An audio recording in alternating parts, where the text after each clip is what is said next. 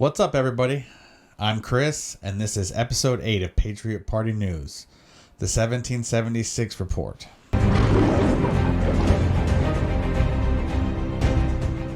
In response to the prevalence of critical race theory and the damaging effects of projects like the 1619 projects, President Trump had a commission done, and he called it the 1776 Commission. And the idea behind this commission was to get some factual information about the founding of the United States and what makes the United States exceptional. Today we're going to read some excerpts from that report, and I'm going to encourage everyone to read it themselves. The report begins with an explanation of why the commission was founded, and I'm going to read you some excerpts from it now. The commission's first responsibility is to produce a report summarizing the principles of the American founding and how those principles have shaped our country. That can only be done by truthfully recounting the aspirations and actions of the men and women who sought to build America as a shining city on a hill. An exemplary nation, one that protects the safety and promotes the happiness of its people, as an example to be admired and emulated by nations of the world that wish to steer their government toward greater liberty and justice. The record of our founders striving and the nations they built is our shared inheritance and remains a beacon, as Abraham Lincoln said, not for one people or one time, but for all people, for all time. Today, however, Americans are deeply divided about the meaning of their country, its history, and how it should be governed. This division is severe enough to call to mind disagreements between the colonists and King George, and those between the Confederate and Union forces in the Civil War. They amount to a dispute over not only the history of our country, but also its present purpose and future direction. The principles of the American founding can be learned by studying the abundant documents contained in the record. Read fully and carefully. They show how the American people have ever pursued freedom and justice, which are the political conditions for living well. To learn this history is to become a better person, a better citizen, and a better partner in the American experiment of self-government. Of course, neither America nor any other nation has perfectly lived up to the universal truths of equality, liberty, justice, and government by consent. But no nation before America ever dared to state those truths as the formal basis for its politics, and none has strived harder or done more to achieve them. The idea here is that America was founded by people, and people are imperfect, but the ideals that founded America were perfect. Did we reach those ideals? No, not yet.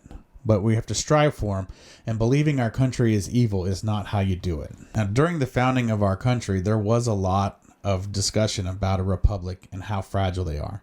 This next section goes into the fragility of a republic, but why it's important. In other respects, however, the United States is unusual. It is a republic. That is to say, its government was designed to be directed by the will of the people, rather than the wishes of a single individual or narrow class of elites. Republicanism is an ancient form of government, but one uncommon throughout history, in part because of its fragility, which has tended to make republics short-lived. Contemporary Americans tend to forget how historically rare republicanism has been, in part because of the success of republicanism in our time, which has derived in no small part from the very example and success of America. Alexander Hamilton has a good quote here about a republic.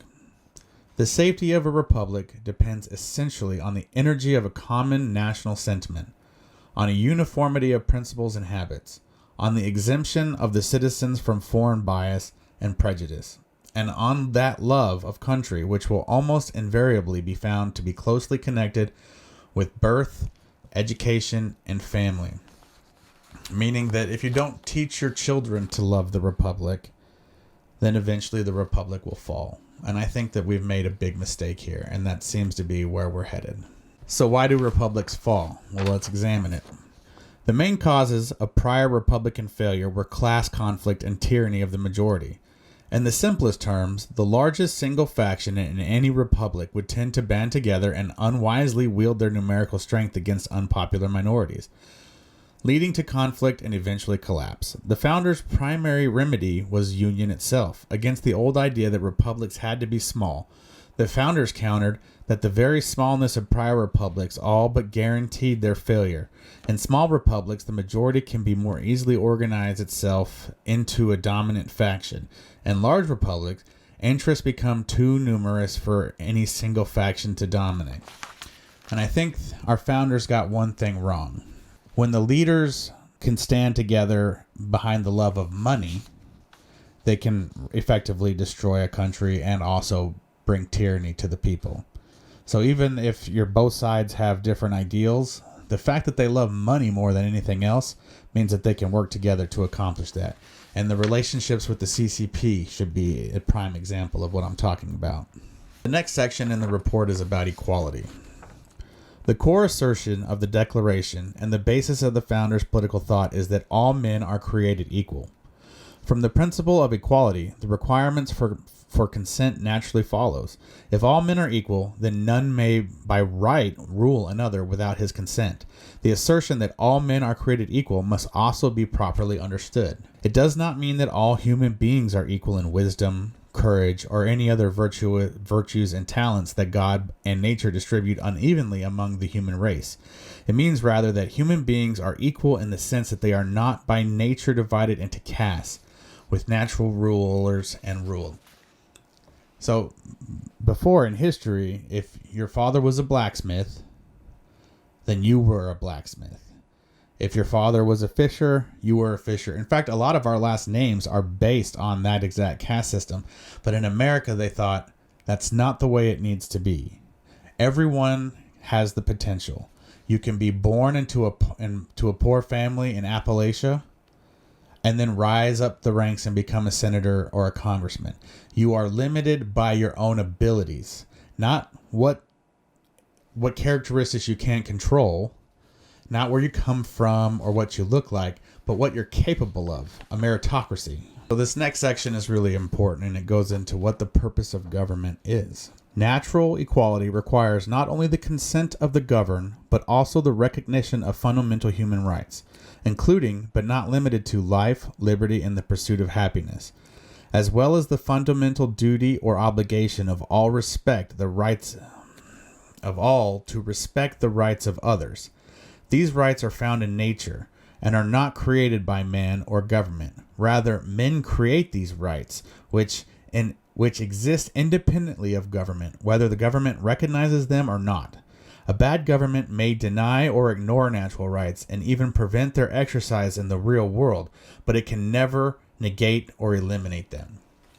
Meaning the government doesn't grant you rights. You have those rights. They are granted to you from a higher power, not the government, from God or whatever you believe, but it's part of who you are. And so the government would like you to believe that they allow you to do things, but no, we allow the government to do things. This next section is a little bit long, but it's really important because it's about the Constitution. The intent of the framers of the Constitution was to construct a government that would be sufficiently strong to perform those essential tasks that only a government can perform, such as establishing justice, ensuring domestic tranquility, providing for the common defense, and promoting the general welfare. The main tasks named in the document's preamble, but not so strong as to jeopardize the people's liberties. In other words, the new government needed to be strong enough to have the power to secure rights without having so much power as to enable or encourage it to infringe rights. I don't know about you guys, but I feel like we're very into infringement territory. The federal government has more than enough power to infringe on your rights, and states have proven that the Supreme Court doesn't even really control them anymore. One important feature of our written Constitution is the careful way that it limits the power of each branch of government. That is, states what those branches may do, and by implication, what they may not do. This is the real meaning of limited government. Not that the government size or funding levels remain small, but that the government powers and activities must remain limited to certain carefully defined areas and responsibilities as guarded by bicameralism, which means there's two chambers. You have a House and a Senate.